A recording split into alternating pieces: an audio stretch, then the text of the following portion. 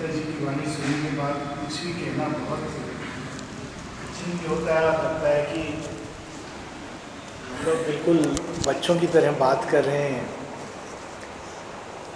कितना सुंदर माता जी का मैसेज है कि मनुष्य इससे बूढ़ा नहीं होता कि कितने बरस वो धरती पर रहा है। मनुष्य तब बूढ़ा होता है जब वो प्रगति करना बंद कर देता है, जब उसके मन में ये भाव उठता है कि मुझे जो कुछ जानना था मैं जान गया हूँ, जो कुछ करना था मैंने कर लिया है, अब मुझे केवल बैठकर विश्राम करना है और आध्यात्मिक श्रम का आध्यात्मिक पेंशन प्राप्त करना है।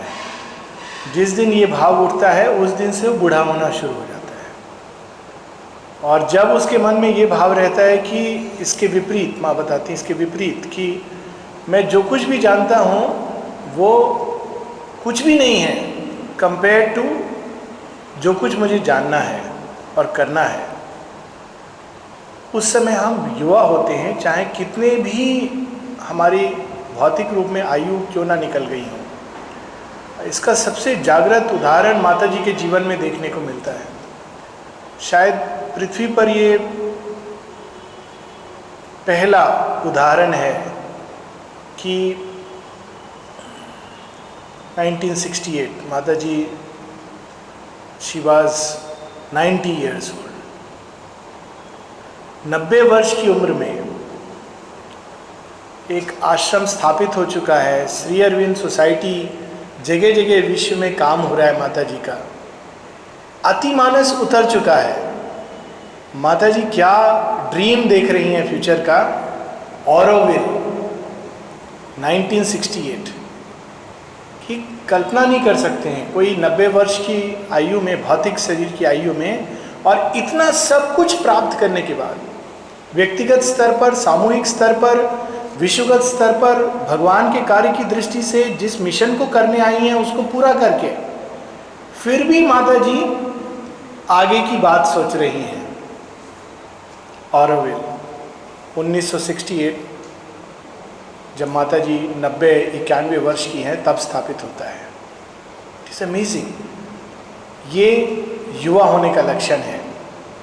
इसीलिए माता जी एजेंडा में एक जगह कहती हैं, my child I am younger than all of you.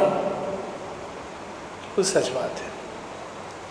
हम लोग थोड़ा सा कभी कल्पना नहीं कर सकते। 70 में सोचते हैं बहुत हो गया, बहुत मेहनत कर लिए, अब हम रेस्ट करेंगे सब दृष्टि से। This is amazing. इस अभिप्सा के साथ जीना, इसी का नाम योग है। हम लोग जहाँ रुके थे उसके आगे अगर बढ़ें तो इस योग में दोहरा श्रम, दोहरा प्रयास करना होता है। साधारण योग में प्रकृति के घेरे को तोड़कर भगवान के अंदर स्वयं को डाल देना, विलीन कर देना, और ऐसा विलीन कर देना कि उसके बाद ये जो आवागमन का चक्कर है रुक जाए, यही अल्टीमेट माना गया। इसको मोक्ष, निर्वाण, मुक्ति इत्यादि इत्यादि कहा गया। इस योग में इस निम्न प्रकृति को उच्च प्रकृति, परा प्रकृति, भागवत चेतना, भागवत शक्ति का आधार बनाना है। इसका अर्थ यह है कि इसमें दो तरह के श्रम साथ साथ चलते हैं। जहाँ एक और चेतना को अंतर्मुखी करके भगवान के साथ संपर्क प्राप्त करना, भगवान के प्रति खुलना, इसका प्रयास होता है। वहीं दूसरी ओर इस प्रकृति को भागवत चेतना, भागवत शक्ति के प्रति ग्रहणशील, ऋजु, नमनीय वैसा बनाना होता है। सुनने में बहुत सरल लगता है लेकिन इसमें बहुत कठिनाई है। पहली कठिनाई कि ये जो निम्न प्रकृति के उपकरण, अभी जो हमारे यंत्र उपकरण हैं, ये शरीर, मन, प्राण, भावना, ये सब केवल निम्न प्रकृति के खेल के लिए बने हैं। इसका जो अभी तक रचना हुआ है ये केवल कुछ सीमित विचार, कुछ सीमित भावना, कुछ सीमित संकल्प, कुछ सीमित शरीर का खेल, उससे ज़्यादा ये नहीं प्रयास कर पाते हैं। प्रयास करके देख लें, किसी व्यक्ति को अगर हम बोलें कि बहुत अच्छा है मन को इतना विशाल बनाना कि सारी सृष्टि के बारे में सोचे, बोलेगा हाँ बहुत अच्छा है, बाहर निकलेगा अपने बारे में सोचना शुरू कर देगा कि अच्छा सृष्टि के बारे में हम विशाल बना के हमारा क्या लाभ होगा, क्योंकि हमारा मन बना ऐसा है सृष्टि के बहुत सीमित खेल के लिए। सावित्री में एक बड़ी सुंदर लाइन है कि निम्न शक्तियां मनुष्य को कैसे खेल खेलती हैं। The conscious doll is pushed in 1000 ways. कठपुतली का खेल ये बना ही उस प्रकार का। भावना में अगर कोई बोले कि भगवान से प्यार तो बहुत दूर है, सृष्टि से मनुष्य को, पूरी सृष्टि से प्रेम करना चाहिए, बहुत अच्छा लगता है सुनने में। बाहर जाता है व्यक्ति ये बात सुन के भावनाओं में फिर वही मेरा मेरा मेरा मैं, मेरा जो सीमित मनुष्य है, मेरा जो परिवार है, मेरे जो प्रियजन हैं, उनका क्या होगा, उनका क्या लाभ है। हमारे संकल्प भी बहुत सीमित हैं।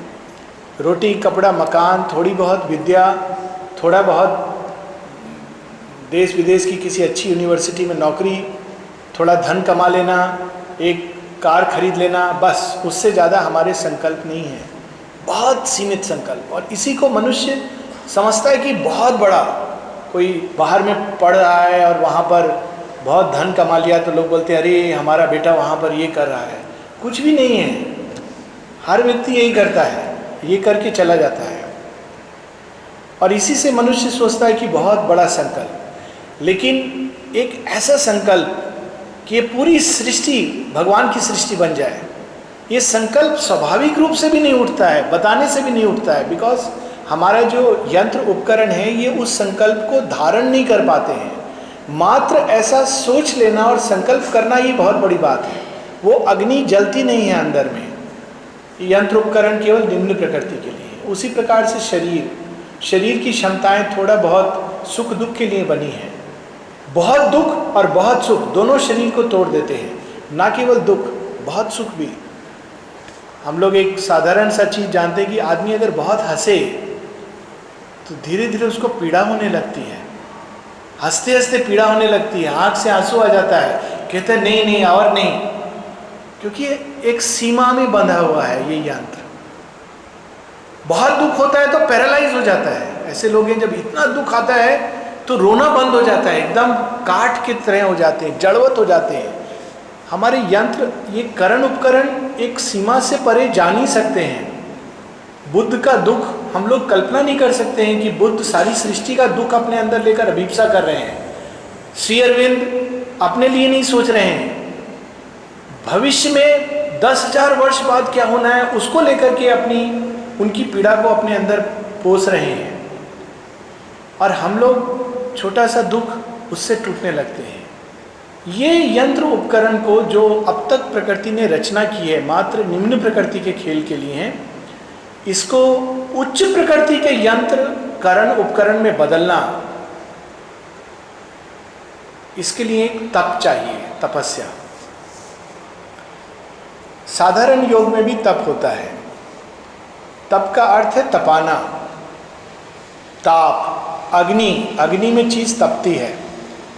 लेकिन डाइनिंग रूम में हम लोग भली भांति परिचित हैं कि 2 प्रकार के ताप होते हैं।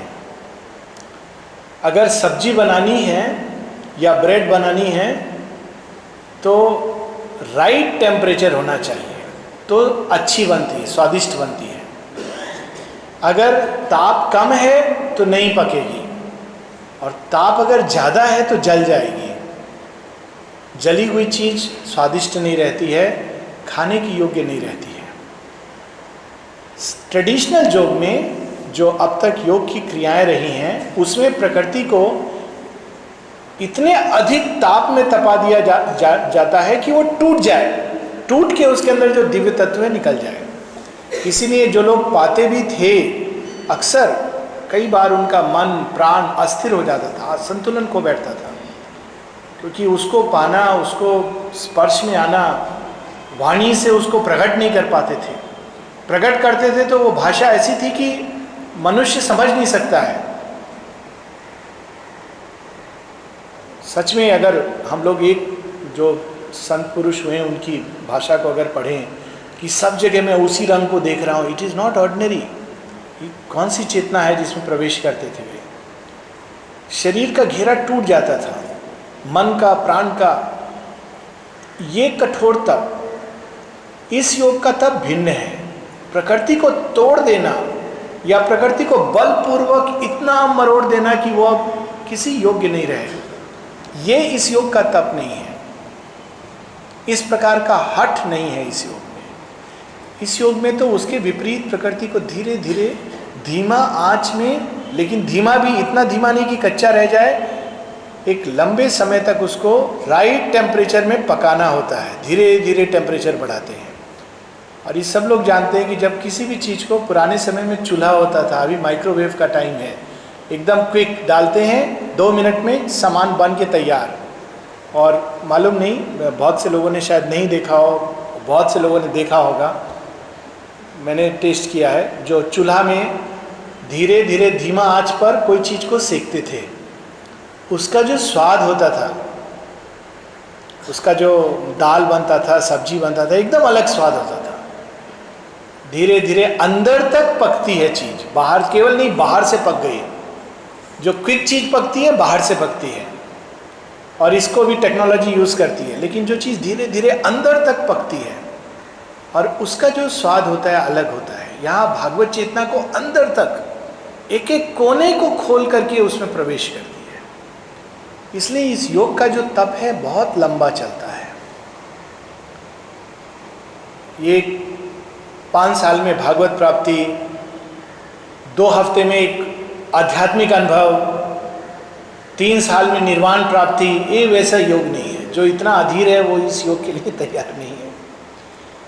इस योग में लंबा लंबा उसको धीरे धीरे धीरे धीरे प्रकृति तपती है, बहुत अनुभवों के साथ। छोटा अनुभव, बड़ा अनुभव, सब चीज़ प्रकृति को तपाते हैं। साधारण जीवन में भी ये तप चलता है। वास्तव में अगर हम साधारण जीवन देखें तो उसमें भी ये तप चलता है। इस तप की दिशा क्या होनी है, श्री अरविंद माता जी बताते हैं। प्रकृति को किस तरह का तैयारी करना है, एक उसको रिजु और नमनीय बनाना है, प्लास्टिसिटी, तोड़ना नहीं है, रिजुता। धीरे धीरे धीरे रिजुता को इस प्रकार समझे कि एक संगीत का उपकरण होता है, वाद्य यंत्र, उसमें एक तार, मोटा तार, उसमें स्वर नहीं निकलता है, उसको तोड़ देना, ये एक तरह का खेल है। दूसरा खेल है उसको धीरे धीरे राइट ट्यूनिंग, सही माप, सही जगह, उसमें सब कुछ ऐसा कि जब कोई अच्छा कुशल योग्य संगीतकार उसको थोड़ा सा टच करे तो उसके अंदर से जो स्वर निकले बिल्कुल परफेक्ट स्वर निकले। वो बहुत कठिन काम है। तार को तोड़ देना बहुत आसान है। प्रकृति को तोड़ने वाला जो तप होता है कि उसने तार को तोड़ दिया और कहा अब तो ना तानपुरा है ना तार है, केवल मैं हूँ। ये एक प्रकार का तप है जिसमें हम केवल भागवत तत्व पर कॉन्सेंट्रेट करते हैं कि प्रकृति का जो खेल है सब झूठा है, मिथ्या है, केवल भगवान सत्य है। तो वो वाद्य यंत्र को धीरे धीरे हम या तो तोड़ देते हैं या उसको उपयोग के लायक नहीं रहता है। इसमें अंदर भी परफेक्शन, बाहर भी परफेक्शन, इसलिए इसमें बहुत लंबा, नमनीय है, रिजु। दूसरा विशाल। अभी हम जिस सीमा में हैं उसको अगर हम कठोर तप करेंगे तो कई बार वो सीमा और कठोर हो जाती है। बहुत से ऐसे लोग हैं जो, इसका एक उदाहरण ले लें, हम बोलेंगे नहीं। ऐसे लोग हैं जो कहते हैं हमने मौन धारण किया है, 10 वर्ष बोलेंगे नहीं। माता जी ये उदाहरण देती हैं, शरीर जब मन का तप, 4 प्रकार की चतुर्विध तपस्या की बात करती है माँ। मन का तप, भावनाओं का तप, प्राण का तप, शरीर का तप, चतुर्विध तपस्या। मन के तप में कहती हैं ये बहुत आसान है कि हम बोलेंगे नहीं, ये करना। ये आसान मतलब कंपैरेटिवली हम बोलेंगे नहीं तो क्या होगा, धीरे धीरे हमारी वाणी की जो शक्ति है वो खो जाएगी। उस वाणी को हम उपयोग, ये जो यंत्र जो बना है ये उपयोग के लायक नहीं रहेगा। लेकिन इसमें जो ऊर्जा फंसी हुई है वो निकल करके भागवत चेतना की ओर मुड़ जाएगी। इसका प्रिंसिपल ये होता है, जो इंद्रियों के द्वार से जो ऊर्जा बाहर फंसी है उसको खींच करके भागवत चेतना में लगा लेना। लेकिन माँ कहती हैं कि हम बिल्कुल नहीं बोलेंगे, मौन धारण कर लेंगे, ये एक प्रकार का तप है। लेकिन इससे कठिन तप जो हमारे योग में आवश्यक है कि हम उतना बोलेंगे जितना आवश्यक है, और जो कुछ बोलेंगे भागवत संकल्प के अधीन होकर बोलेंगे, ताकि हमारी वाणी एकमात्र भागवत चेतना का अजस्र प्रवाह बन जाए। ये कठिन है। पूरी तरह अपने इस वाणी के यंत्र को भगवान की ओर खोल देना। माता जी अपनी एक प्रार्थना में लिखती हैं, yesterday I saw Dai light manifest through my mouth. मेरे मुख से, इस यंत्र के माध्यम से तुम्हारा प्रकाश अभिव्यक्त हुआ। ये एक प्रकार का तप है। हृदय के तप में, भावनाओं के तप में एक तप है, हम किसी से संबंध नहीं रखेंगे। ये सब जो है ये मोह है, ये माया है। हमको ये सब तोड़ के केवल भगवान से संबंध जोड़ना है। अगर हम तैयार नहीं हैं इसके लिए तो कई बार ये चीज़ हमको कठोर बना देती है। मनुष्य भगवान से प्रेम करना तो बहुत दूर का बात है, वो प्रेम की संभावना को नष्ट कर देता है। माता जी की वाणी है। माँ से किसी ने पूछा, माँ अगर मानवीय प्रेम हमारे जीवन में आए तो हमको क्या करना चाहिए? प्रैक्टिकल प्रॉब्लम है हम सब की, हम लोग इसको डिस्कस नहीं करते, but this a practical problem कि हमको क्या करना चाहिए।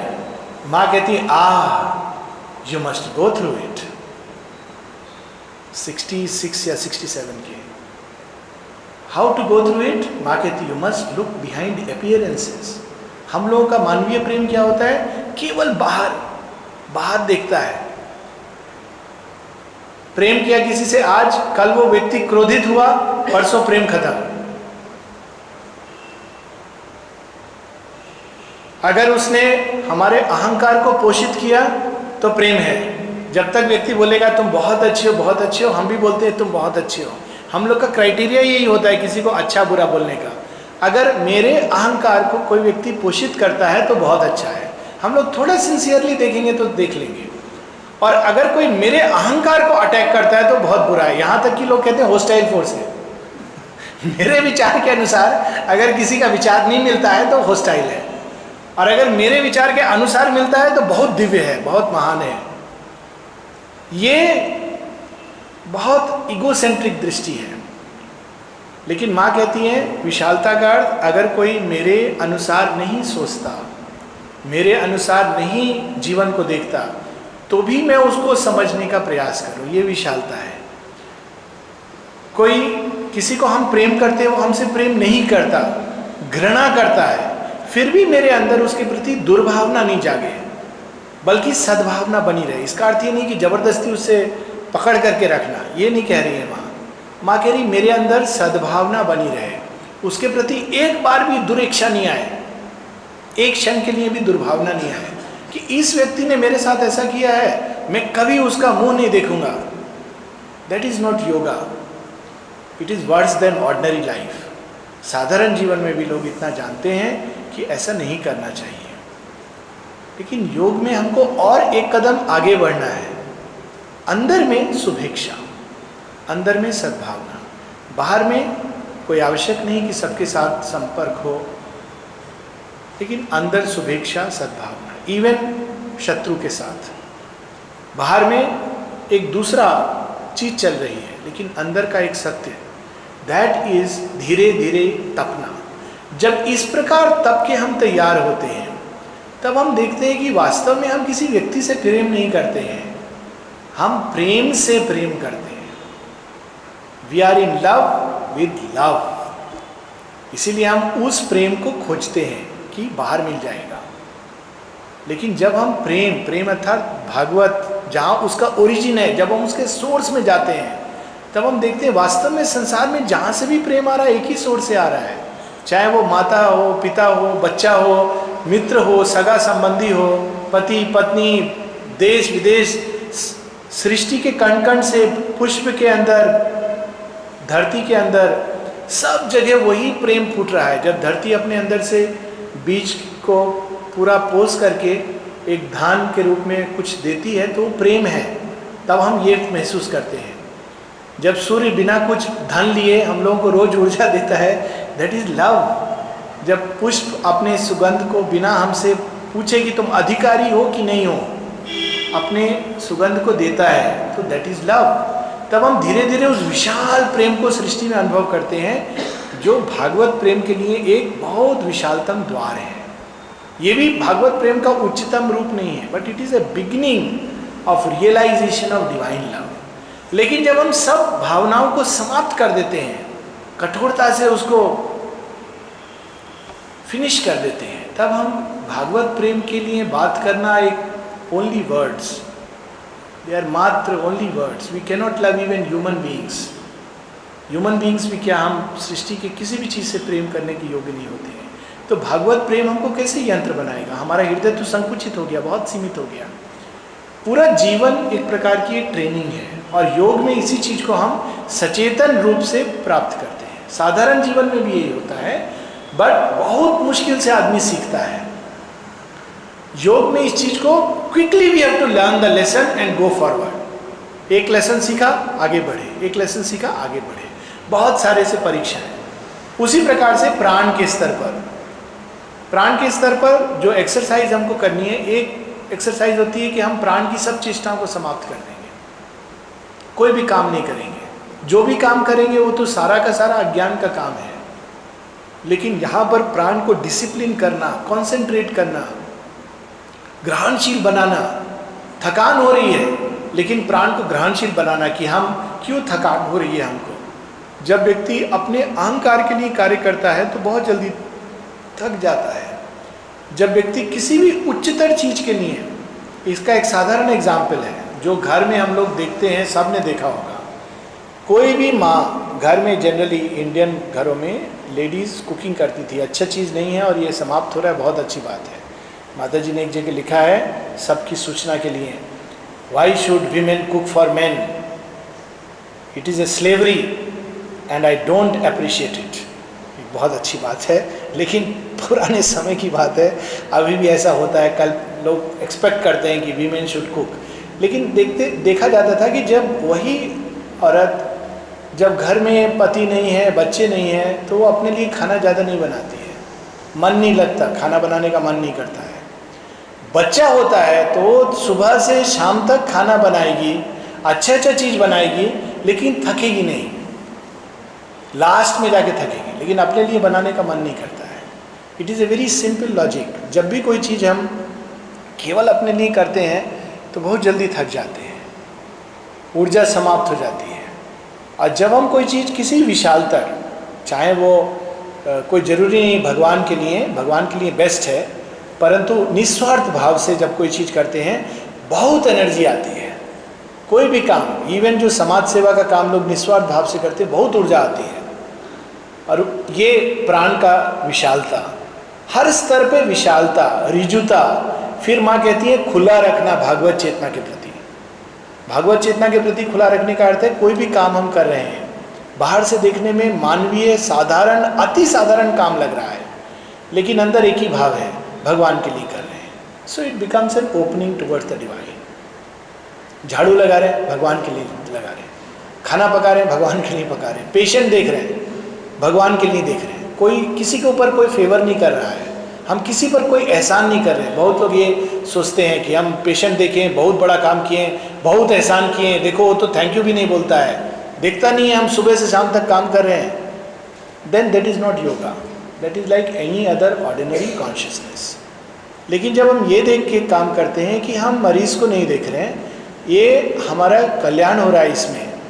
वास्तव में माता जी हमको सेवा का एक अवसर दिए हैं, ये रूप में आए हैं, मनुष्य रूप में।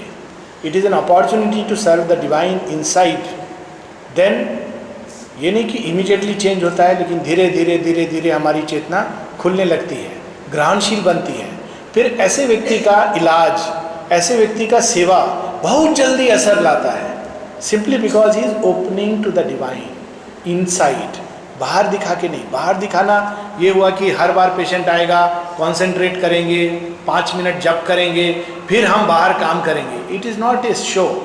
Spirituality is not a show, it is an inner process. अंदर में एक कांस्टेंट रेफरल, कांस्टेंट ऑफरिंग, चेतना को, ये प्रकृति को खोलना भगवान के प्रति, और फिर चेतना को ग्रहणशील बनाना, क्योंकि जब खुलेगी तो ग्रहणशील बनेगी, ग्रहणशील बनेगी तो बहुत सारे प्रॉब्लम शुरू होते हैं, क्योंकि चेतना का दायरा बहुत छोटा है। मन इतने विचारों से क्राउडेड होगा, इतने आइडियाज आने लगेंगे कि व्यक्ति को समझ नहीं आएगा कहाँ उसको कंटेन करना है। हृदय इतना विशाल हो जाएगा, इतना आनंद आएगा कि वो छलकने लगेगा, उसको कंटेन करना मुश्किल होगा, तो कंटेनर को भी विशाल करते जाएगा। प्राण के अंदर इतना एनर्जी आएगा कि व्यक्ति को मालूम नहीं कि उसको कैसे इन्वेस्ट करना है। और कई बार जब ये एक्सेस एनर्जी आती है तो कभी कभी इसका एक गलत दिशा भी ले लेती है। इसलिए व्यस्त रखना is a very simple good way to prevent the misuse of this energy. Ashram में कितना सुंदर माँ ने रूटीन बनाया है।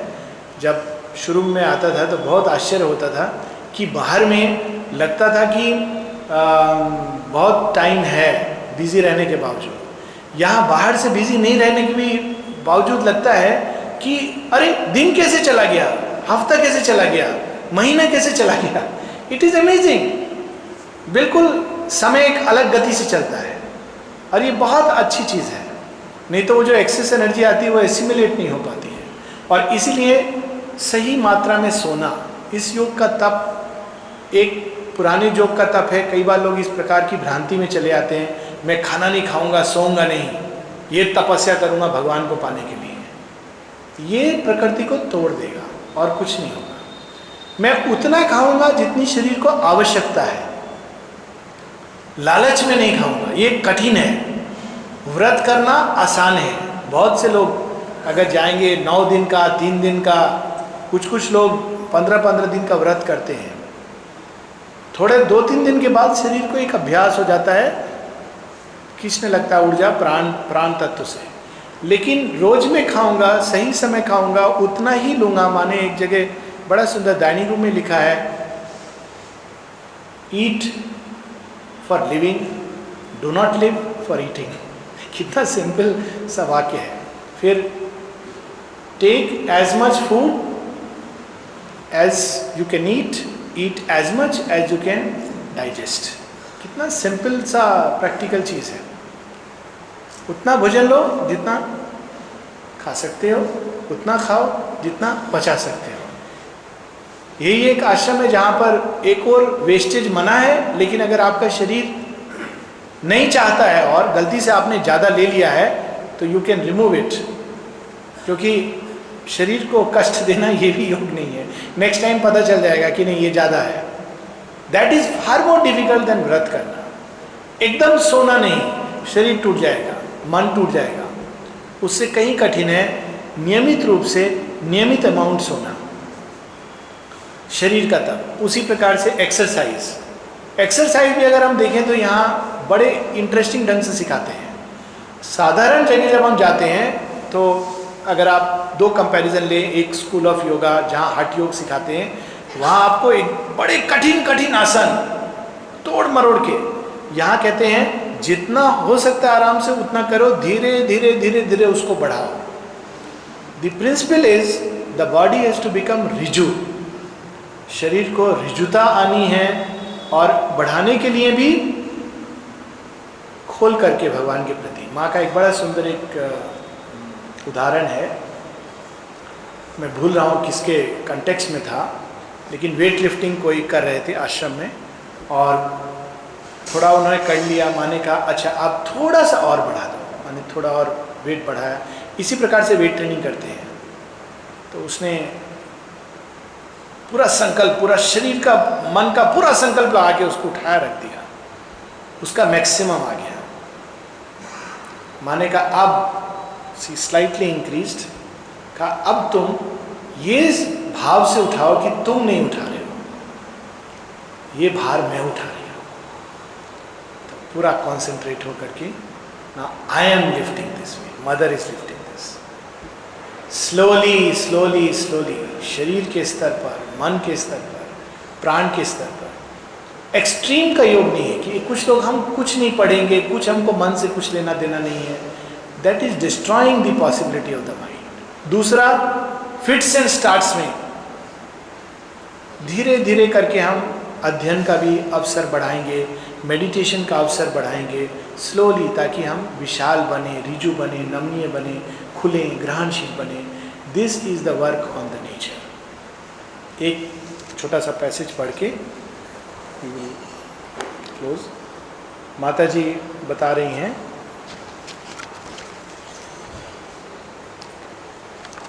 इसमें एक चीज है विशाल बनाना अपने प्रकृति को।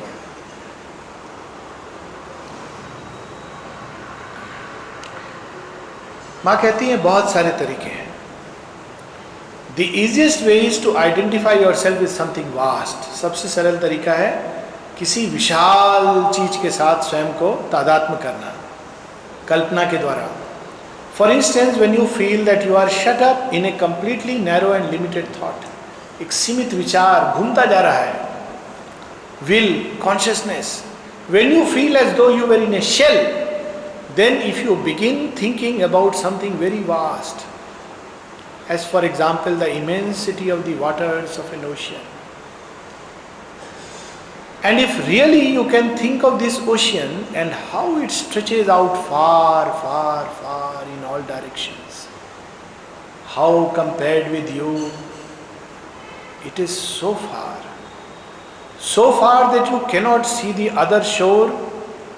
You cannot reach its end anywhere, neither behind nor in front, nor to the right or left. इतना विशाल, इसका ओर नहीं पता, छोर नहीं पता, पूर्व में क्या है, पश्चिम में क्या है, दाहिने तरफ क्या है, बाएं तरफ क्या है। भगवान के ऊपर भी ये बड़ा सुंदर एक ईशुपनिषद में मेडिटेशन है। तदे जति तन्ने जति तद्दूरे तदुवंतिके तदंतरस्य सर्वस्य यदु सर्वस्य अस्य बाह्यत। वही जो दूर है, वही नज़दीक है, वही बाहर है, वही अंदर है, वही सर्वस्व में है, वही मेरे अंदर व्याप्त है। It's a kind of meditation. यहाँ पर माँ एक कल्पना के माध्यम से कंक्रीट इमेज दे रही है। You think of this and then you feel that you are floating on this sea. This is very easy. You can widen your consciousness a little. इसके द्वारा हम थोड़ा सा चेतना को विशाल बना सकते हैं। फिर और बहुत सारे तरीके देती हैं। फिर एक लास्ट में बता रही हैं, if you can manage to realize that, जब भी कभी माँ कहती हैं कि बहुत हम दर्द, दुख, कोई पीड़ा के दौर से गुजर रहे हैं, जब कठिन दौर से, जब सब कुछ लगता है कि पीड़ा, दुख, इससे भरा हुआ है जीवन, माँ कहती है उस समय क्या करना चाहिए। When something is painful to you और वेरी अनप्लेजेंट, तब क्या करना चाहिए। If you begin to think of the eternity of time and the immensity of space, शाश्वत काल और अति विशाल देश। If you think of all that has gone before and all that will come afterwards, and that this second in eternity is truly just a passing breath. कितने जन्म पीछे रह गए हैं, कितना कुछ आगे आना है। उस भूमि के बैकग्राउंड में ये क्षण जब किसी ने मुझे डांट दिया या मेरे साथ कुछ ऐसा कोई चीज खो गई, तब लगता है वास्तव में ये क्षण को इतना इंपॉर्टेंस हम दे रहे हैं। And that this second in eternity is truly just a passing breath, एक श्वास के। And then it seems so utterly ridiculous to be upset by something which is in the eternity of time is, one doesn't even have the time to become aware of it. It has no place, no importance, because what indeed is a second in eternity. लोग एक हल्का किसी ने डांटा 10 दिन सोचते रहते हैं। ऐसे लोग हैं जो 10 साल बाद भी याद रखते हैं। वो एक चेतना है। एक दूसरी चेतना है इसके विपरीत जैसा हमको बनना है। सारा जीवन उथल पुथल हो गया, आधार जीवन का छिन गया, सब टूट गया अंदर, और आज इंसान विशाल होकर देख रहा है ये सब जो टूटा कोई बात नहीं, कल फिर बन जाएगा। कितने बार शरीर टूट गया और फिर से बन गया, प्रकृति रचना कर देती है। हृदय मन प्राण टूट के खंड खंड हो गए हैं, कल फिर ये सब नवीन रूप से रचना हो जाएगी। माँ कहती इस भाव से जब हम जीने लगते हैं, truly you feel to what an extent it is absurd to attach any importance to one's life, to oneself and to what happens to you. मेरे क्या हो रहा है, और माँ कहती है and in the space of 3 minutes if you do this properly all unpleasantness is swept away. 3 minute के अंदर सारा अंदर में जो दुख है, कष्ट है, चला जाएगा. Even a very deep pain can be swept away. Simply a concentration like this and to place oneself in infinity and eternity. ये विशालता हमको प्रकृति के अंदर लानी है. From egocentricity to God centricity. This is the path. हम लोग लास्ट में शेरविन की एक पोयम है उसके साथ कि इस प्रकृति को कैसा बनना है. पोयम है द गोल्डन लाइट. इस निम्न प्रकृति को कैसा बनना है. Thy golden light came down into my head. The grace rooms of my mind sun-touched became. सब यहाँ पर भूरा भूरा ग्रे है, आधा काला आधा सफ़ेद. Sun-touched became a bright reply to wisdom's occult plane, a calm illumination and a flame. Thy golden light came down into my throat, and all my speech is now a song divine. A paean song of thee, my single note. My words are drunk with the immortal's wine. वाणी का तप, पहला मन का तप, स्थिर पूरी तरह प्रकाश में. वाणी का तप. My words are drunk with the immortal's wine. Thy golden light came down into my heart. मेरे हृदय के अंदर आपका प्रकाश आया. तो क्या किया उसने? Smiting my life with thy eternity. तुम्हारा शाश्वत सत्य के लिए इसने सब सीमाओं को तोड़ दिया. Now has it grown a temple where only thou art, and all its passions point towards only thee. The golden light came down into my feet. My earth is now thy playfield and thy seat.